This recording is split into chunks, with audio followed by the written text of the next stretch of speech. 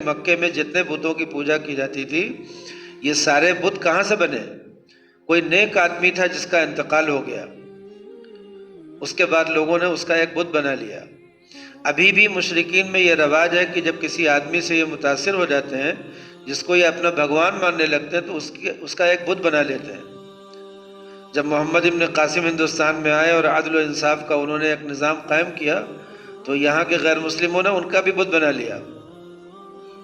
تو یہ عادت ہے غیر مشرکین کی کہ جس کو یہ بڑا مانتے ہیں اس کا بت بنا لیتے ہیں، مجسمہ بنا لیتے ہیں۔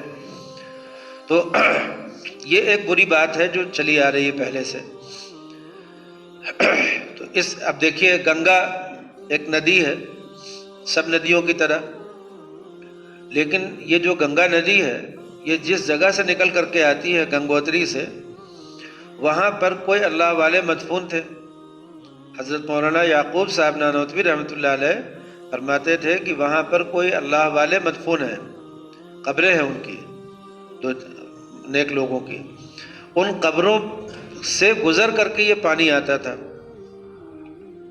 گنگوتری سے ان قبروں سے گزر کر کے آتا تھا۔ تو نیچے جو لوگ تھے بسے ہوئے، جہاں پر پانی جو لوگ اکٹھا کرتے پیتے تھے، انہوں نے کہا کہ اس پانی میں برکت ہے، یہ کسی بزرگ کے قدموں سے لگ کر کے آ رہا ہے تو اس میں برکت ہے۔ یہ ہوئی تھی برکت کے اعتقاد کی شروعات۔ اس کے بعد دیکھیے تو پھر کیا کیا ہو گیا۔ ابھی آپ جائیے وہاں بہار شریف میں، حضرت یحییٰ منیری جو ہیں وہ ہیں نا وہاں پر، تو بہار شریف میں آپ جائیے، اب وہاں آپ دیکھیں گے کہ جہاں پر ان کی خانقاہ تھی، جہاں وہ بیٹھ کر کے عبادت کرتے تھے، پہاڑی پر تھی، وہیں قریب میں ایک چشمہ ہے، چھوٹا سا ایک بڑا اتنی ہاؤس کی طرح سے ایک جگہ ہے، اس میں جو پانی آتا ہے وہ اسی پہاڑ سے گرم پانی آتا ہے۔ چشمے کا پانی پہاڑ سے جو آئے گا ٹھنڈا ہونا چاہیے، مگر وہ کہیں اس طرح سے رک کر کے اسٹور ہو کر کے آتا ہے کہ وہ بہت گرم ہوتا ہے، اور اس گرم پانی میں نہانے سے جلد کی جو بیماریاں ہوتی ہیں ٹھیک ہو جاتی ہیں۔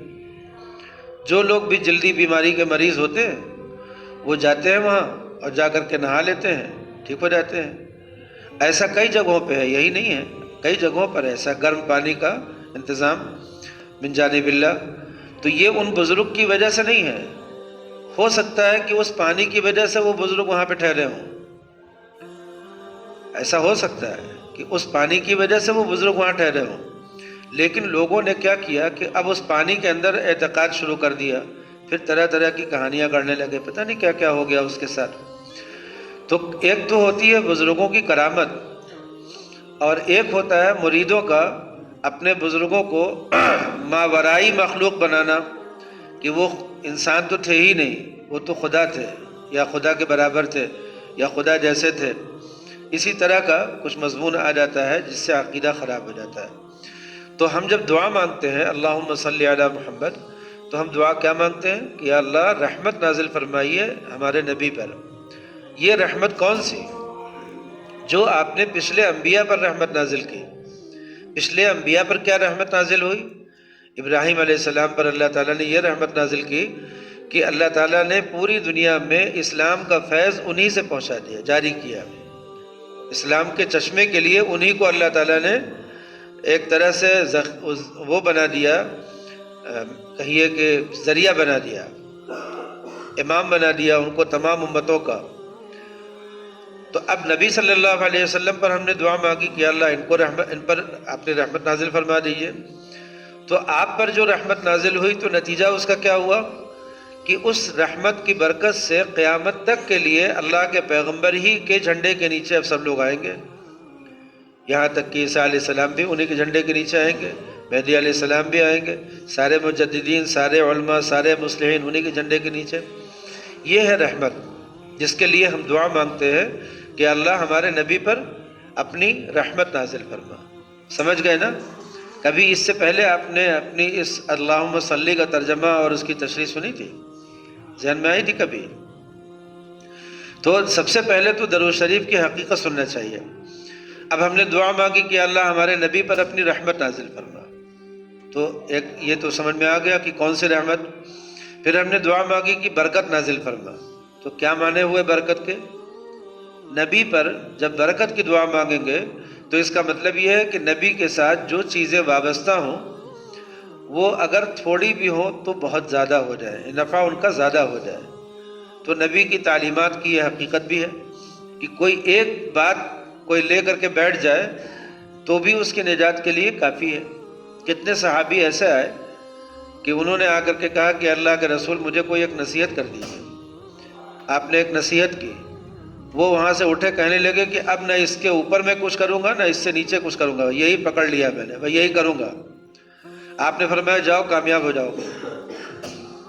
مطلب یہ تھا کہ میں اس کے علاوہ کچھ نہیں کروں گا، یہی کروں گا جو آپ نے کہہ دیا. آپ نے فرمایا جاؤ کامیاب ہو جاؤ گے.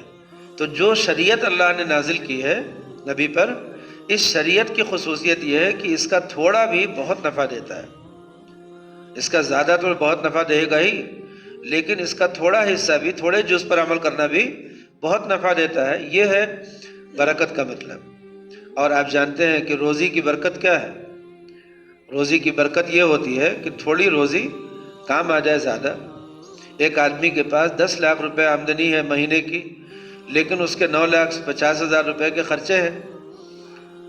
تو 9,50,000 وہ خرچ کر دیتا ہے، اس لیے کہ وہ خرچہ کرنا ہی اس کو ہے. تو 50,000 روپیہ اس کے پاس بچا ہے جو وہ اپنے اوپر خرچ کر سکتا ہے، جس کا اس کا اختیار ہے. ایک آدمی کی 50,000 تنخواہ ہے اور وہ پوری بچ جاتی ہے. اس لیے بچ جاتی ہے 50,000 کہ اس کا کھانے کا انتظام کسی اور کے حوالے ہے. جس مالک نے اس کو نوکری پہ رکھا اس نے کہا کھانا ہماری طرف سے، رہائش ہماری طرف سے، آپ کا دوا علاج ہماری طرف سے. تو اس کا مطلب ہے کہ ساری چیز تو گورنمنٹ دے رہی ہے. تو پھر یہ 50,000 روپیہ کس کام کے لیے؟ عائش کرو، رکھو اپنے پاس. تو جس کو 10 لاکھ تنخواہ مل رہی ہو اس کے بھی پاس 50,000 بچتا ہے، اور جس کے پاس 50,000 تنخواہ ہو اس کے بھی 50,000 بچ رہے ہیں. تو دونوں برابر ہی تو ہو گئے.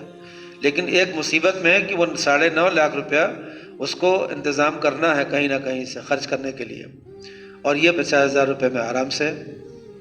ایسے ہی جو اللہ والے ہوتے ہیں، اللہ کے بندے ہوتے ہیں، وہ حساب جوڑتے ہیں کہ جو لوگ زیادہ کماتے ہیں وہ کیا کھاتے ہیں. کھاتے بھی زیادہ ہیں. حساب جوڑا گیا نہیں، کھاتے تو زیادہ نہیں ہیں. پہنتے زیادہ ہیں، معلوم ہے پہنتے بھی زیادہ نہیں ہیں. اچھا زیادہ جگہ میں سوتے ہیں؟ نہیں، جتنا بدن ہے اتنی ہی جگہ میں سوئیں گے. تو انہوں نے سوچا کہ اگر میں اپنے بدن کے حساب سے ایک جگہ مجھے مل جائے اور جتنا کھانا لوگ عام طور پہ کھاتے ہیں اتنا کھانا مجھے مل جائے تو پھر میری ضرورت میں اور ان کی ضرورت میں کیا فرق ہے. تو انہوں نے سوچا کہ اتنا ہی بس کافی ہے. وہ اتنا زیادہ کہ جھنجھٹ میں کیوں پڑو، اس کا حساب دینا پڑے گا. تو انہوں نے کہا کہ ہم زیادہ نہیں کمائیں گے، اتنے سے کام چل جائے میرا. پھر اس میں کچھ اللہ والوں نے اور حساب جوڑا. انہوں نے کہا کہ جتنا کھانا لوگ کھاتے ہیں اگر ہم بھی اتنا کھانا کھا کر کے جیے تو کیا جیے. انہوں نے اپنا حساب جوڑا. انہوں نے کہا ہم اس سے بھی کم کھائیں گے، ہم اس سے بھی کم پہنیں گے، کم سے کم میں کام کتنے میں چلا سکتے ہیں وہ دیکھتے ہیں. تو کچھ اللہ کے بندے ایسے بھی ہوئے. بہرحال ترتیب ہے، انسانوں میں الگ الگ مزاج ہیں، الگ الگ ترتیب ہے، الگ الگ کام ہے. تو برکت کے معنی کیا ہوتے ہیں کہ روزی تھوڑی سی ہے لیکن کام برابر چلتا ہے، ان لوگوں کے برابر چلتا ہے جن کی روزی زیادہ لگ رہی دکھائی دے رہی ہے. حقیقت میں روزی انسان کی اتنی ہی ہے جو اس کے کام آئے. نبی کریم صلی اللہ علیہ وسلم نے فرمایا کہ یقول ابن آدم کہتا ہے مالی مالی، اشارہ کرتا ہے دیکھو یہ میرا مکان، یہ میری گاڑی، یہ میرا بنگلہ، یہ میرا کھیت، یہ میرا باغ، یہ میری جائیداد، یہ میری دکان. اشارہ کرتا ہے یہ. آپ نے فرمایا کہ حالانکہ یہ سب اس کا نہیں ہے. اس کا کیا ہے؟ جو اس نے کھا لیا، جو پہن لیا، اور جو صدقہ کر کے آخرت کے لیے ذخیرہ کر لیا. صدقے میں بیوی بچوں پر خرچ کرنا بھی ہے، اور صدقے میں غریبوں کی مدد کرنا بھی ہے، اور ہر نیک کام میں حصہ لینا سب صدقے ہی میں آتا ہے. تو آدمی نے جو نیک کاموں میں خرچ کر لیا بس وہی اس کا، اور خزانہ کر لیا بس وہی اس کا ہے. اس کو ہمارے استاد کہتے تھے کہ کھا کر کے پیخانہ کر دیا، اور کب پہن کر کے پرانا کر دیا، اور صدقہ کر کے خزانہ کر لیا. ایسے کہتے تھے کہ بس وہی اس کا ہے، اس کے علاوہ باقی جتنا ہے یہ سب میں کیشیئر ہے، مالک نہیں ہے.